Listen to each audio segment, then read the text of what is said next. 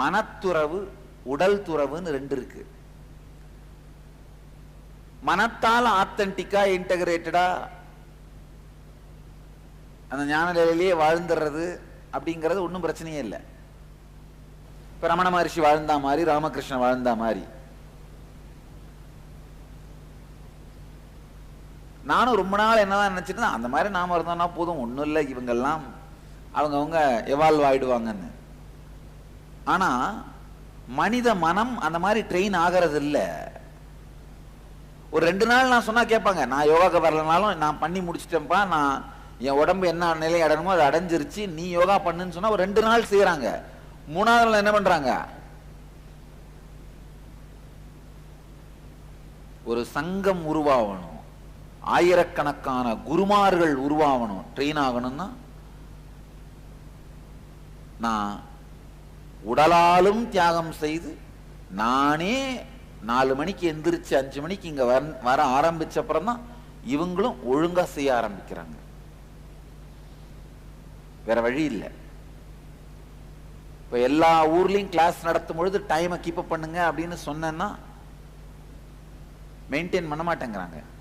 இப்ப ஆனா உங்க எல்லாருக்குமே தெரியும் என்ன பண்ணி ஆகணும். தியான பீடத்துல எந்த ப்ரோக்ராமா இருந்தாலும் என்ன பண்ணி ஆகணும்? காலபைரவரை மதிச்சாகணும். காலம்தான் காலபைரவர்.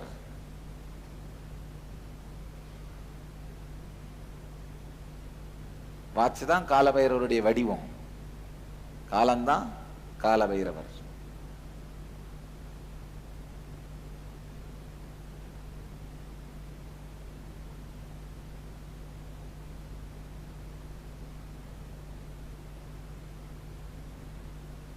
ஸ்ரத்தை. உங்களுக்குள்ள 3 பர்சனாலிட்டி இருக்கு. உங்களை நீங்க எப்படி நினைக்கிறீங்களோ மமகாரம், அதுதான் மமகாரம். உங்களை எப்படி மற்றவங்களுக்கு காட்டுறீங்களோ அது அகங்காரம். மற்றவர்கள் உங்களை எப்படி நினைக்கிறார்களோ அது அந்நியகாரம். இதுவரைக்கும் இந்த 3வது வார்த்தையை கேட்டிருக்க மாட்டீங்க. மமகாரம் அகங்காரம் கேட்டிருப்பீங்க, அந்நியகாரம் கேட்டிருக்க மாட்டீங்க.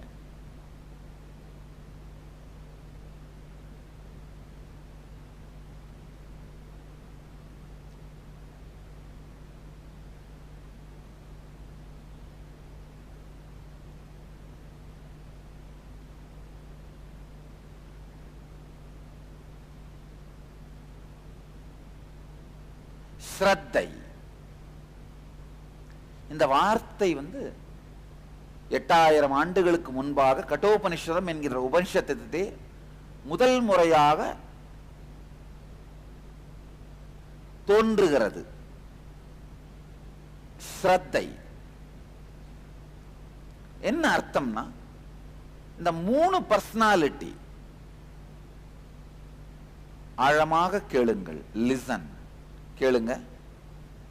மமகாரம், அகங்காரம், அந்நியகாரம். உதாரணம் சொல்லணும்னா, இப்ப என்னுடைய மமகாரம், நான் என்னை எப்படி உணர்கிறேன்னா ஒரு சுத்தமான வெட்ட வெளியாத்தான் உணர்றேன். எனக்குள்ள இப்ப திரும்பி பார்த்து நான் யாரு அப்படின்னு திரும்பி பார்த்தா காலியான ஒரு சுத்தமான வெட்ட வெளி. வள்ளல் பெருஞ்சோதி சொல்றாரு இல்லையா, அருட்பெருஞ்சோதின்னு. வடலூர் வள்ளலார் பெரிய ஞானி.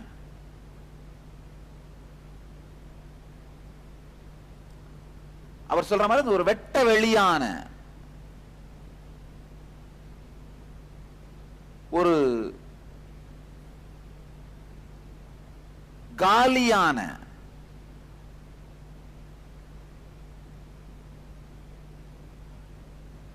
வேற ஏதாவது வார்த்தை சொல்லணும்னா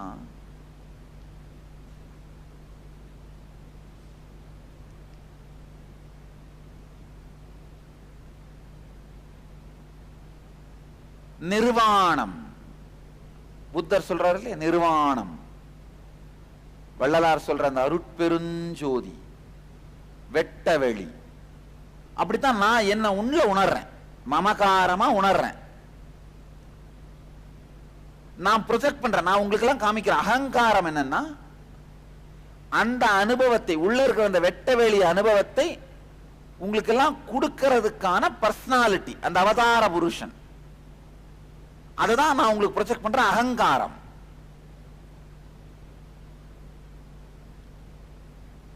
நீங்க என்னை பத்தி வச்சிருக்கிற அந்நியகாரம்.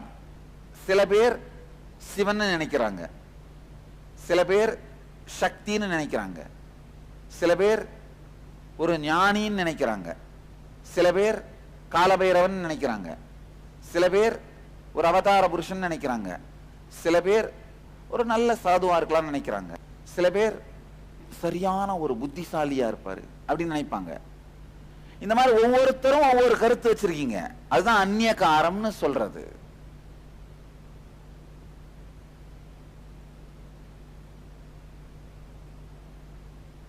ஸ்ரத்தைய விளக்குற ஆழமா புரிஞ்சுக்கோங்க. உங்க அகங்காரத்தையும் மமகாரத்தையும் ஒன்றாக்கி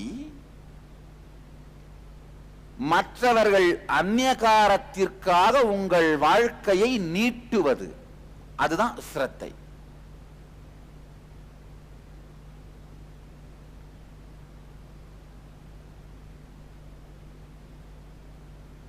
நீங்க என்ன சிவன் நினைக்கிறீங்க, ஆனா உள்ள நான் என்ன சிவன் ஃபீல் பண்ணல.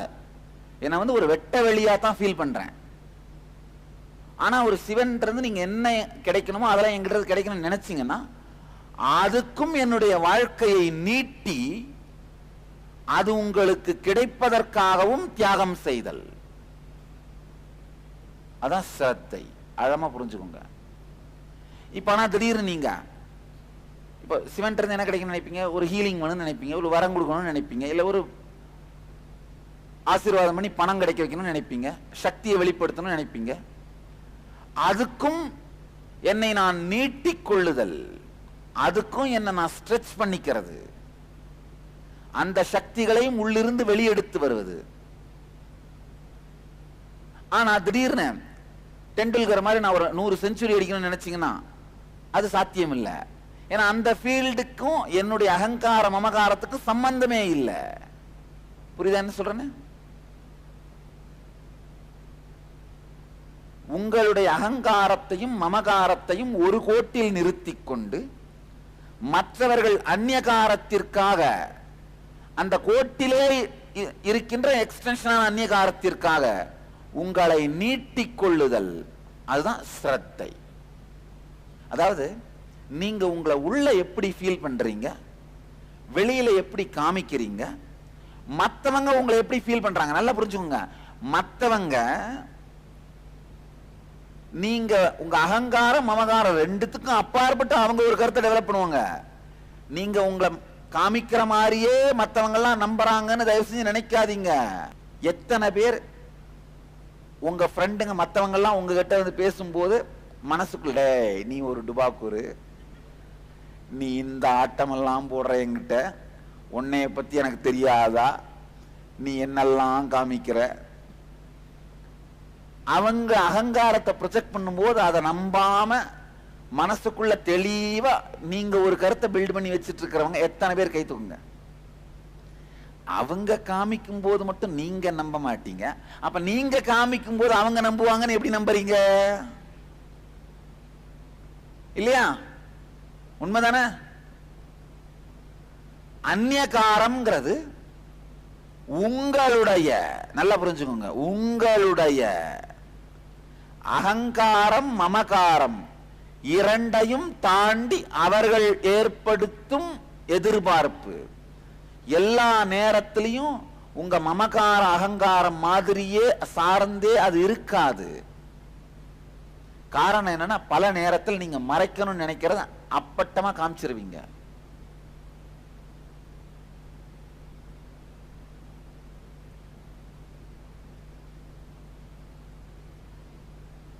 மறைக்கணும்னு நினைக்கிறதெல்லாம் என்ன பண்றீங்க, அப்பட்டமா காமிச்சிருவீங்க.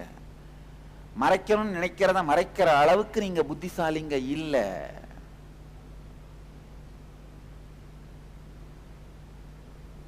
தெரிஞ்சிரும்.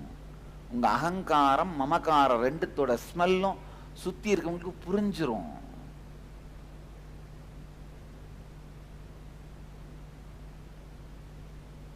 ஸ்ரத்தைனா என்னன்னா, உங்க அகங்காரம் மமகாரம் அந்நியகாரம் மூன்றிற்கும் பொறுப்பெடுத்து கொண்டு வாழுதல்.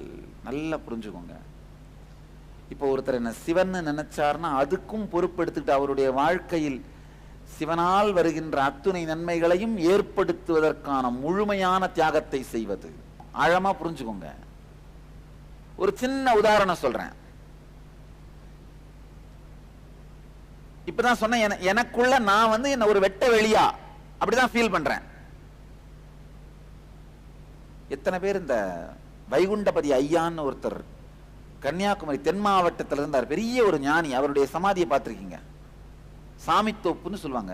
அவங்களுக்கு ஒரு 3000 கோவில்கள் இருக்கு, பார்த்திருக்கீங்களா? கண்ணாடி தான் கடவுளங்க, வேற ஒண்ணும் இல்ல. நம்மோடு நாமளே கம்ப்ளீட் பண்ணிக்கிற ப்ராசஸ் அவர் டீச் பண்ணார் எல்லாருக்கும். அதனால்தான் கண்ணாடியே கடவுள். அந்த மாதிரி நான் ஒரு தடவை கண்ணாடி முன்னாடி உட்காந்து நான் பார்த்தேன், நான் யாருன்னு நம்ம பார்க்கலாமா பார்க்கணும், பார்த்தா வெட்ட வெளி ஆயிருச்சு. என்ன நான் எனக்குள்ள வெட்ட வெளியாத்தான் உணர்றேன். ஆனா அந்த காலையில பாத பூஜையில பாத்தீங்கன்னா சேன் பண்ணுவாங்க, ஆதிகுரு அருணகிரி யோகீஸ்வர ஸ்வரூபாய மீனாட்சி சுந்தரேஸ்வர ஸ்வரூபாய மகாகாளி காலவைரவ ஸ்வரூபாய சேன் பண்றாங்க. ஏன் அலோ பண்றேன் சேன் பண்றதுக்கு? அந்த மாதிரி சில பேர் நினைச்சாங்கன்னா அந்த பக்தியினால் அன்பினால் அவர்களும் நான் இருக்கின்ற அந்த வெட்டவெளி நிலையை நோக்கி வளர முடியும். அதுக்காக தான் அலோ பண்றேன். அந்த நிலையை தீட்சையாக கொடுக்க முடியும், அதுக்கு தான் அலோ பண்றேன். அப்ப அந்த மாதிரி ஒருத்தர் என்னை எதிர்பார்ப்பதற்கும், சிவனுடைய வடிவமா மீனாட்சி வடிவமா எதிர்பார்க்கிறதுக்கு யார் பொறுப்பு? நான் தான் பொறுப்பு.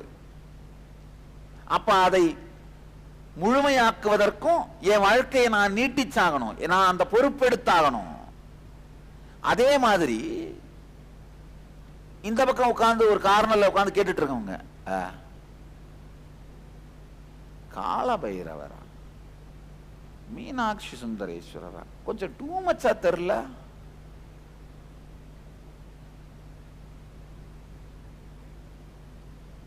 எங்கேயோ இடிக்கிற மாதிரி இல்ல, ஒருவேளை ஃப்ராடா இருக்குமா? அந்த எண்ணத்திற்கும் நான் தான் பொறுப்பு. காரணம் என்னன்னா,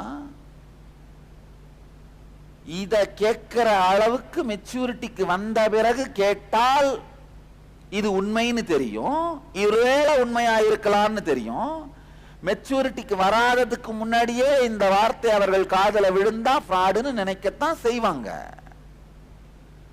அப்போ அவர்களுடைய அந்த நினைப்பிற்கும் நானே பொறுப்பு என்பதனால்தான் அவர்கள் நடத்தும் ஏதாவது ஒரு தாக்குதல் போராட்டம் என்னை நிலைகுலைய செய்வதில்லை, அதற்கும் தயாராக இருக்கின்றேன். ஆழமா புரிஞ்சுக்கோங்க. அதனாலதான் இந்த மொத்த அவதூறும் தாக்குதலும் எனக்கு சர்ப்ரைஸே கொடுக்கல. அப்படியா? அடுத்து என்ன பண்ணலாம்? நல்ல ஆழமா புரிஞ்சுக்கோங்க. உங்க வாழ்க்கையிலையும் உங்க மமகாரம், அகங்காரம், அந்நியகாரம், மற்றவர்கள் உங்களை பற்றி என்னவெல்லாம் கருத்து வைத்திருக்கிறார்களோ அவைகளுக்கு நீங்களே பொறுப்பெடுத்துக் கொள்வதற்கு ஸ்ரத்தையோடு தயாராகிவிட்டீர்களானால் வாழ்க்கை உங்களுக்கு அசம்பாவிதங்களை தராது. அசம்பாவிதங்கள் நடைபெறுவதில்லை. அகங்காரம் அப்படின்னா என்னன்னா,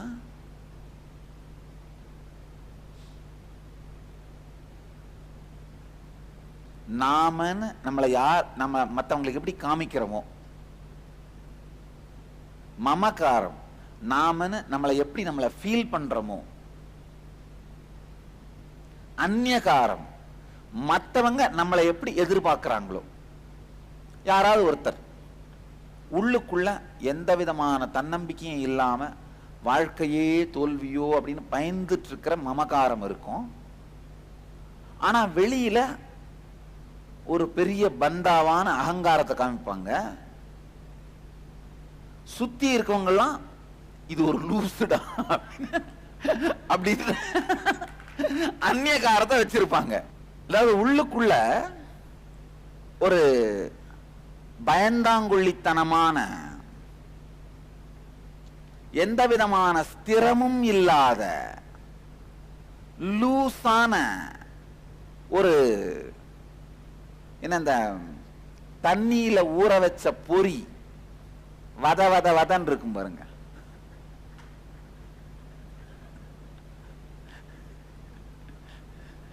நமுத்து போன பொறின்னு சொல்லுவாங்க.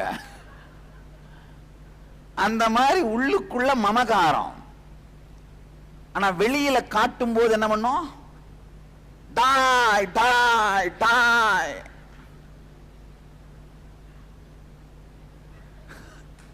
அதுதான் அகங்காரம்.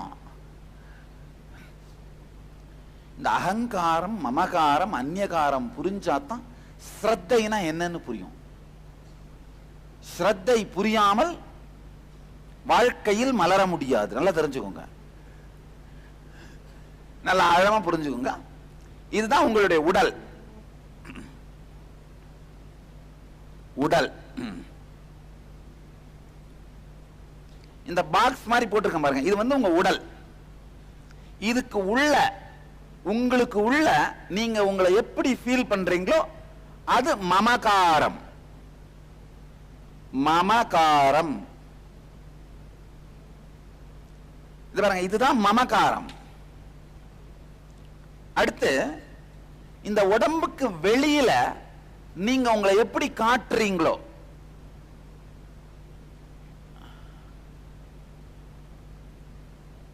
இது அகங்காரம்.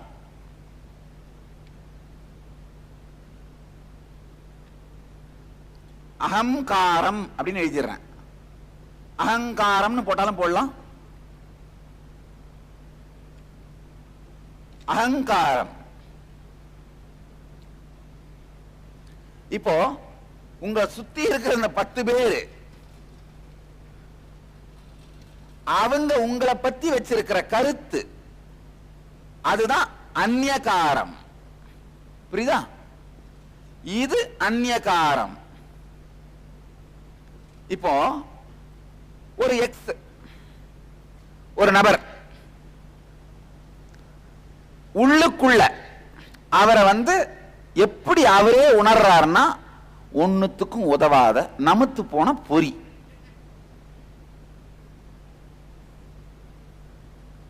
ஊசி போன போண்டா. இல்ல, உண்மையில உள்ளுக்குள்ள அப்படித்தான் அவரை ஃபீல் பண்றாரு. ஆனா வெளியில காட்டுறது எப்படி? டாய் டாய் டாய். அங்க யாருமே இருக்க மாட்டாங்க.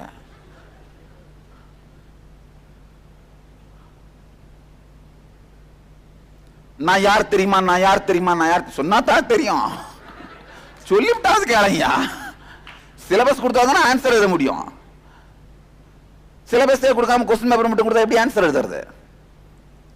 நான் யார் தெரியுமான்னு ஒரு 2 தடவை சொல்லிவிட்டு அப்புறமா நான் யார் தெரியுமா, நான் யார் தெரியுமான்னு கேட்டுட்டே தான் பதில் சொல்லலாம்.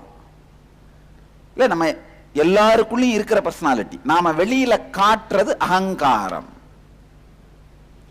ஆனா கொடுமை என்னன்னா, இந்த வெளியில இருக்கிறவங்க அகங்காரத்தையும் நம்புறதில்ல, மமகாரத்தையும் நம்புறதில்ல. அவங்க என்ன பண்றாங்க? அவங்களே ஒண்ணுத்த கிரியேட் பண்ணிக்கிறாங்க உங்களை பத்தி. டேய் கிட்ட போவாத, கடிச்சிருவாரு. அவங்களே ஒண்ணுத்த கிரியேட் பண்ணிக்கிறாங்க. அது பேர் தான் என்ன? அந்நியகாரம். புரியுதா எல்லாருக்கும்? இப்ப என்னுடைய அனுபவமா சொல்றேன். என்னுடைய மமகாரம் பாத்தீங்கன்னா ஒரு வெட்ட வெளி. எனக்குள்ள நான் வந்து என்ன சிவனாவோ எதுவாவும் ஃபீல் பண்றது இல்ல. ஒரு வெட்ட வெளி. வள்ளலார் சொல்ற அருட்பெரும் ஜோதின்னு சொல்றல, அதான் அப்படிதான் ஃபீல் பண்றேன். இப்ப நான் உங்களுக்கெல்லாம் என்ன எப்படி நான் காமிக்கிறேன்? அந்த அனுபவத்தை வழங்குகின்ற அவதார புருஷன். நான் அப்படிதான் என்ன ப்ரொஜெக்ட் பண்றேன்.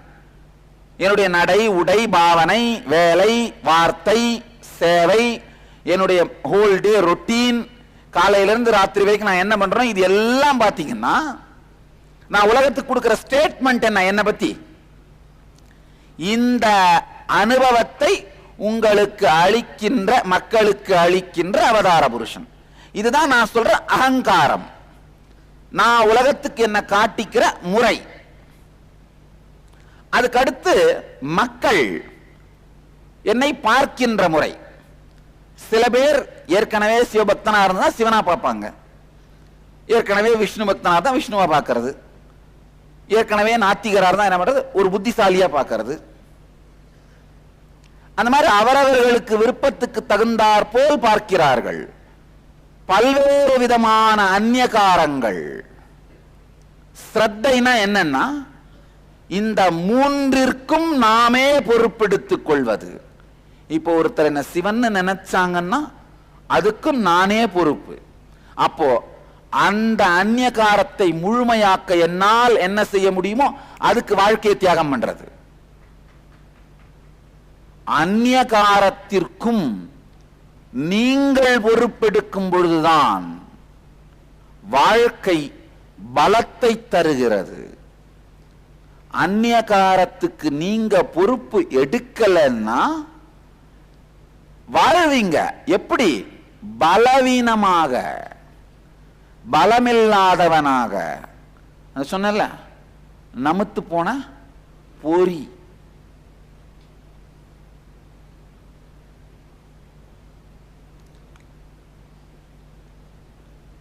ஸ்ரத்தைனா என்னன்னு புரியுது இல்லையா? ஸ்ரத்தைனா இப்ப நம்ம எல்லாருக்குமே ஏற்கனவே தெரியும், நம்ம அகங்காரத்துக்கும் மமகாரத்துக்கும் நாம தான் பொறுப்புன்னு. நம்ம மமகாரம் அகங்காரம் இது ரெண்டுத்துக்கும் நாம தான் பொறுப்புன்னு. அது பத்தாது, அது போதாது. அடுத்தவர்கள் அந்நியகாரத்திற்கும் நாமே பொறுப்பெடுக்க வேண்டும். நல்லவர்கள், அதாவது உங்க வாழ்க்கையில சில பேர் ஸ்ரத்தை உடையவர்கள் வருவாங்க. அவங்களுடைய அந்நியகாரத்துக்கு உங்களை நீட்டினீங்கன்னா உங்க வாழ்க்கை ஜெயிச்சிரும். ஸ்ரத்தை இல்லாதவர்களுடைய அந்நியகாரத்துல இருந்து உங்களை காப்பாத்தினீங்கன்னா நீங்க ஜெயிச்சிருவீங்க. அவ்வளவுதான். ஸ்ரத்தை உடையவர்கள் உங்க வாழ்க்கையில வரும்பொழுது அவர்கள் உங்களை பற்றி வைக்கும் அந்நியகாரத்திற்கு உங்கள் வாழ்க்கையை நீட்டுதல். குரு உங்களை பத்தி என்ன நினைக்கிறாரோ அதுவா மாறுனீங்கன்னா வாழ்க்கையில வெற்றி. வேற ஒண்ணுமே இல்லை, வாழ்க்கையில வெற்றி.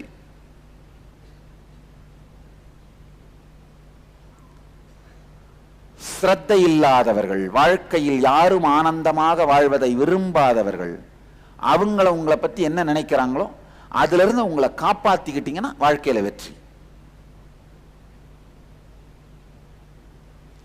இந்த மூன்றுக்கும் பொறுப்பெடுத்தல், இதான் ஸ்ரத்தை. இது எப்படி வாழ போறோம்? மற்றவர்கள் உங்களை பத்தி வச்சிருக்கிற கருத்துக்காக உங்களை நீங்களே டிப்ரெஷன்ல போட்டு பவர்லெஸ்ஸா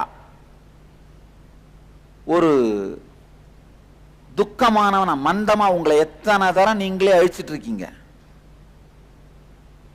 இந்த மாதிரி உங்களை நீங்களே நிறைய தரம் அழிச்சிட்டு இருக்கீங்க அப்படின்றவங்க கை தூக்குங்க. புரியுது இல்லையா? அது எதனால? அவர்கள் உங்களை பற்றி வைத்திருக்கிற கருத்துக்கு நீங்க பொறுப்பெடுக்காததுனால உங்க வாழ்க்கையில் என்ன ஆகுறீங்க? அந்த மாதிரி அடுத்தவன் அந்நியகாரத்தை நீங்க எதிர்பார்க்கிறதே இல்லை, அதுக்கு தயாராகவும் ஆகிறதில்லை. அது வரும்பொழுது எதிர்பாராத சர்ப்ரைஸா போனதுனால அசம்பாவிதமாயி உடைஞ்சு கீழே விழுந்துடுறீங்க. ஒன்னே ஒண்ணுதான் பலம்.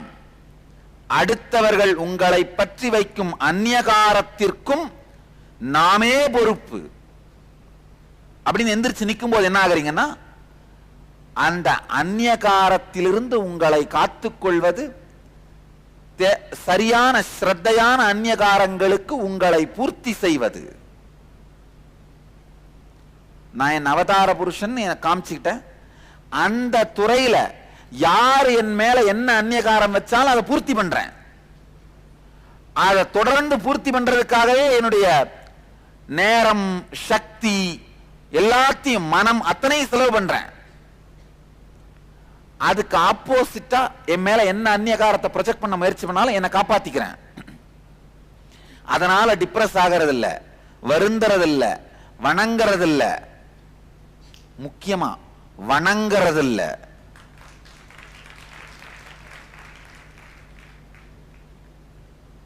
வளையறதும் இல்ல.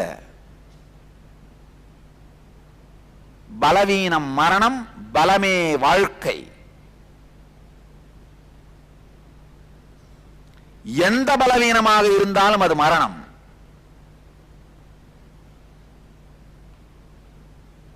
எந்த விதத்திலும் பலம் வாழ்க்கை.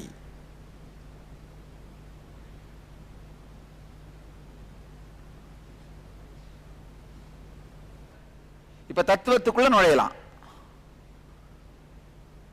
மமகாரத்துக்கும் அகங்காரத்துக்கும் நாம் தான் பொறுப்புன்னு நம்ம எல்லாருக்குமே தெரியும் இல்லையா?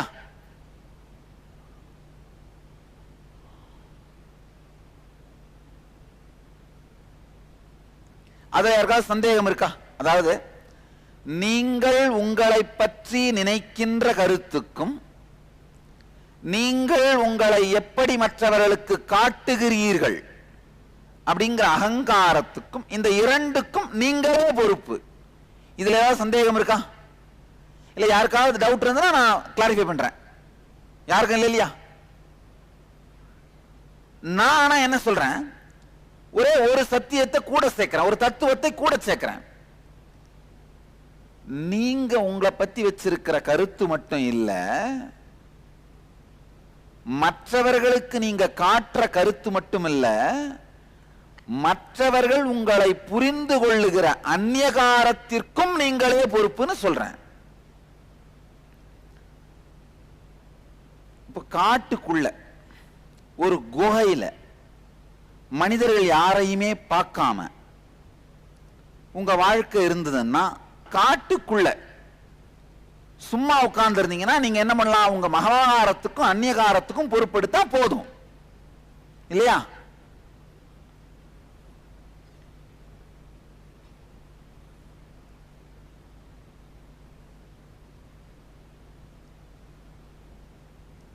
ஆனா நம்ம யாராவது அந்த மாதிரி வாழறோமா? எத்தனை பேர் நான் காட்டுக்குள்ள தனியா இருக்கிறேன், யாரோடையும் எனக்கு எந்த உறவும் இல்லை அப்படின்னா இங்க இருக்க முடியாது. இங்க வந்தாலே என்ன அர்த்தம்? சங்கத்தோட உறவு வந்துருது இல்ல, சங்கத்தோட உறவு வந்துருது, என்னோட உறவு வந்துருது, எல்லாமே வந்துருது. அப்படின்னு இப்ப நாம யாருமே அந்த பொசிஷன்ல இல்லை. அப்படின்னும் பொழுது மற்றவர்கள் நம்மீது வைத்திருக்கும் அந்நியகாரத்திற்கும் நாமே பொறுப்பு. மமகாரம் என்பது உங்களை பற்றி நீங்கள் கருதுவது, அகங்காரம் என்பது உங்களை பற்றி மற்றவர்களுக்கு நீங்கள் காட்டுவது, அந்நியகாரம் என்பது அடுத்தவர்கள் உங்களை பற்றி நினைப்பது. இப்ப நான் என்ன சொல்றேன், ஸ்ரத்தை அப்படின்னா இந்த மூன்றுக்கும் பொறுப்பெடுத்துக் கொள்ளுதல், இதான் ஸ்ரத்தை.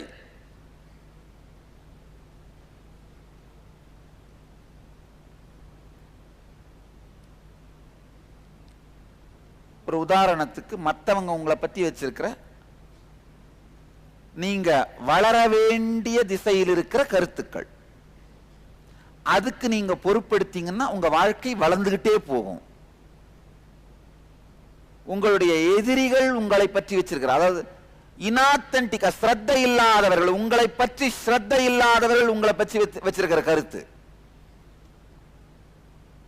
புரியுதா? ரெண்டுத்துக்கும் டிஃபரன்ஸ்.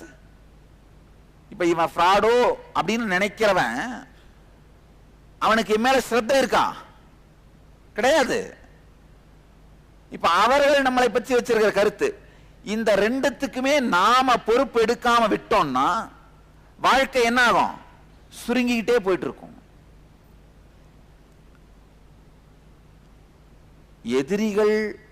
எதிரிகளுடைய அந்நியகாரத்துக்கும் நாம பொறுப்பெடுத்தோம்னா தான் முதல்ல என்ன நடக்கும்னா, அதனால நாம உடஞ்சி கீழே விழ மாட்டோம். நல்லா தெரிஞ்சுக்கோங்க. அவங்க எத்தனை தரம் வேணா நாம தோத்துட்டதான் தம்பட்டம் அடிச்சு, மோளம் அடிச்சு, பறையடிச்சு, என்ன வேணா பண்ணி கூத்தடிச்சிட்டு இருக்கலாம். ஆனா அவங்களுடைய அந்நியகாரத்துக்கு நாம பொறுப்பெடுக்காம போற அந்த வினாடி தான் நாம தோத்துறோம். அதுக்கு நாம பொறுப்பெடுக்கிற வரைக்கும் எந்த சூழலிலும் நாம் தோற்பதில்லை.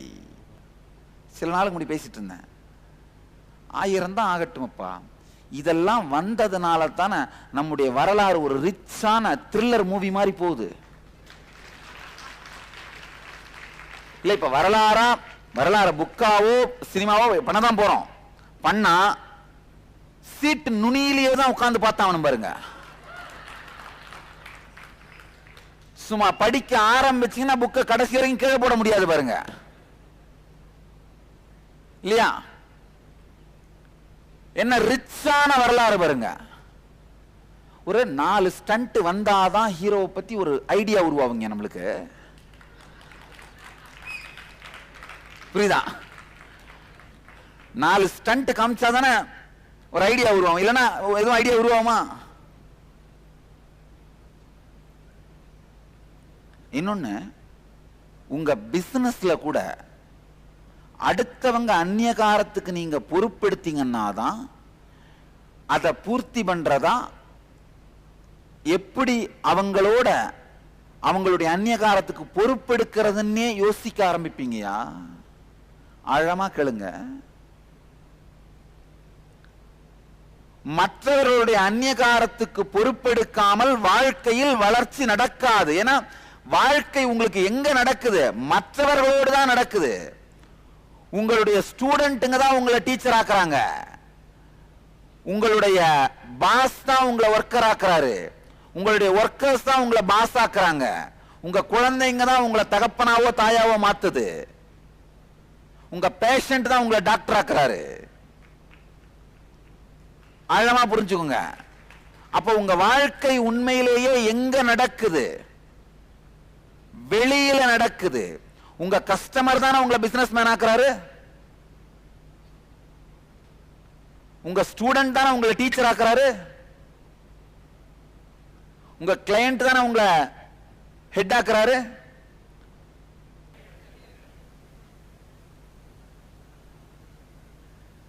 கணேஷ் பீடி கட்டு 10, கல்கோணம் 1/2 பாட்டில், கல்கண்டு 1 பாட்டில், உடைச்ச கடலை 1 கிலோ, போட்டி 10 பாக்கெட், முறுக்கு 2 பாக்கெட்,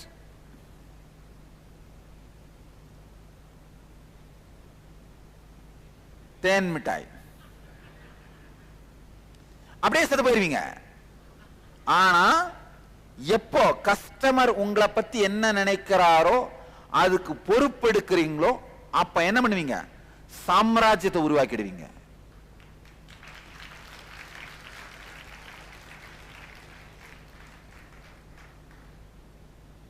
இப்போ இந்த இடத்துல அருணகிரி யோகீஸ்வர ஸ்வரூபாயன்னு சாண்ட் பண்ண விடுறதால ஒரு 4 பேர் ஃப்ராடுன்னு நினைக்கிறான். ஆனா அதுக்கு நான் பொறுப்பெடுக்கிறதுனால சாண்டிங்க நான் நிறுத்திடல.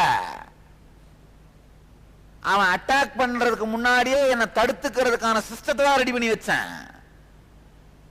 மற்றவங்களோட அந்நியகாரத்துக்கு நீங்க பொறுப்பெடுக்கும் போது உங்க வாழ்க்கை பாதிக்கப்படாது. பாதிக்கப்படாம இருக்கிறதுக்கான பாதுகாப்பை உருவாக்கிடுவீங்க.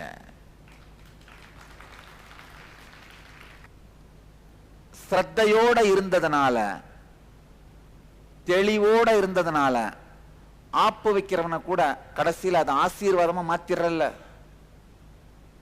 பயோகிராஃபில இன்னொரு த்ரில்லர் பேஜரா அப்படின்னு ஸ்ரத்தை முழுசா வராததுனால ஆசீர்வாதம் பண்ற குருவையே ஆப்பு வைக்கிறாருன்னு சொல்றோம் இல்ல.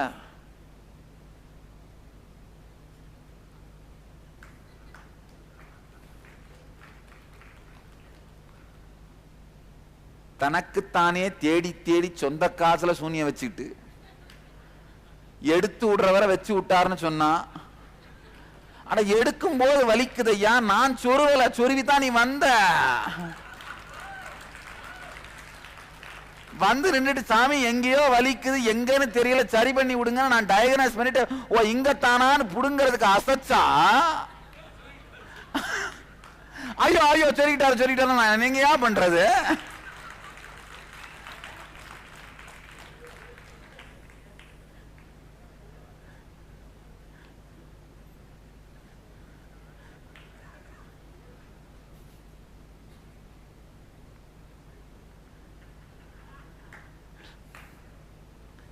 ஸ்ரத்தையோட நின்னோன்னா ஆப்பு வைக்கிறவனை கூட ஆப்பு ஆசீர்வாதமா மாத்திர முடியும்.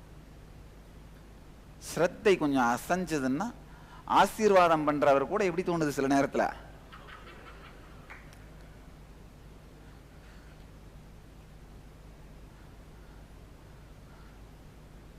ஆழமா புரிஞ்சுக்குங்க.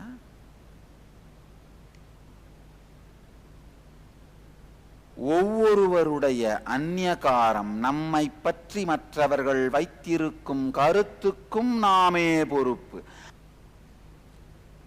உலகத்தினுடைய அஸ்ரத்தை மற்றவர்களுடைய அஸ்ரத்தைக்கும் தானே பொறுப்பு என்று உணர்வதுதான் ஸ்ரத்தை.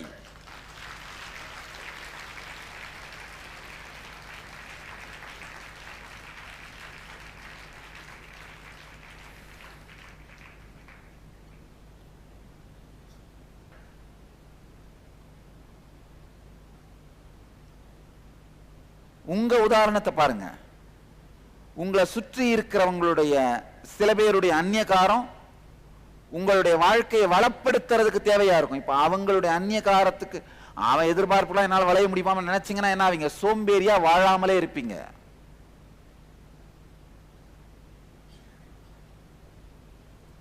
உங்க மகளுக்கு தாய் தந்தைன்னு டிக்ளேர் பண்ணிட்டீங்கன்னா அப்ப அவள் நினைக்கின்ற தாயாக தந்தையாக வளர்ந்துத்தான் ஆக வேண்டும்.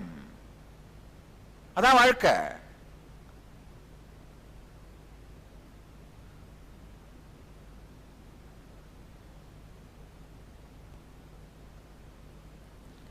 எத்தனை பேர் உங்க வாழ்க்கையில மற்றவங்களுடைய உங்க கருத்து மற்றவங்க உங்களை பத்தி வச்சிருக்க அந்நியாகாரத்துக்கு பொறுப்பெடுக்காதனால திடீர்னு வர்ற எதிர்பாராத அசம்பாவிதங்களை நிலைகுலைஞ்சு போயிருக்கீங்க. கை தூக்குங்க.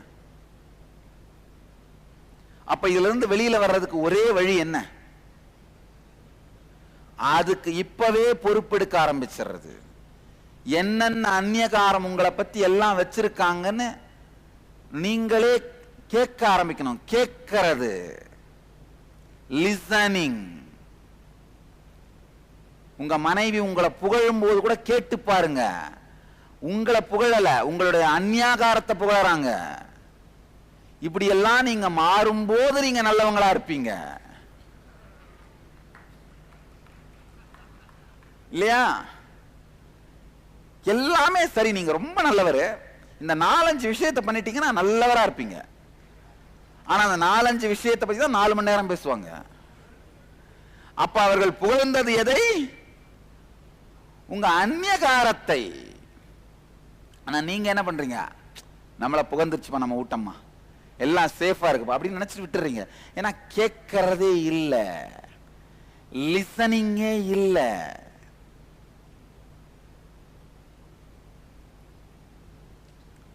ஸ்ரத்தையின் முதல் படி கேட்கிறது. கேட்டல்.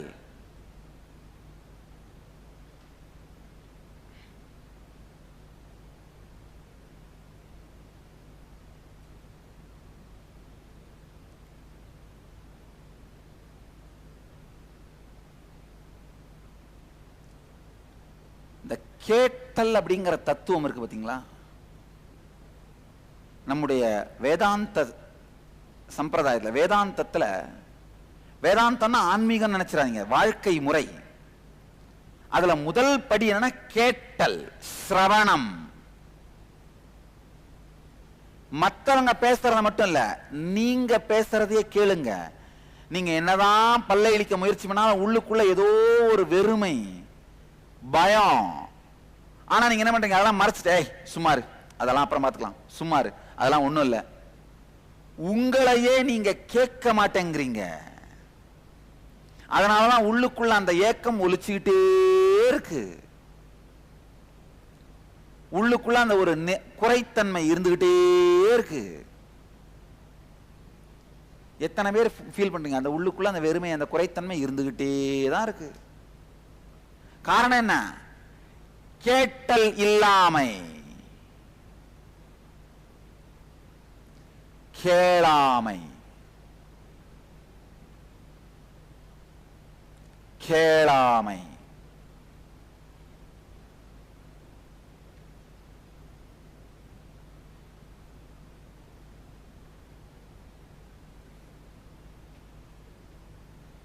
அதாவது ஒருத்தருக்கும் ஆத்தென்டிசிட்டி, ஸ்ரத்தைங்கிறது லெவலே வேற.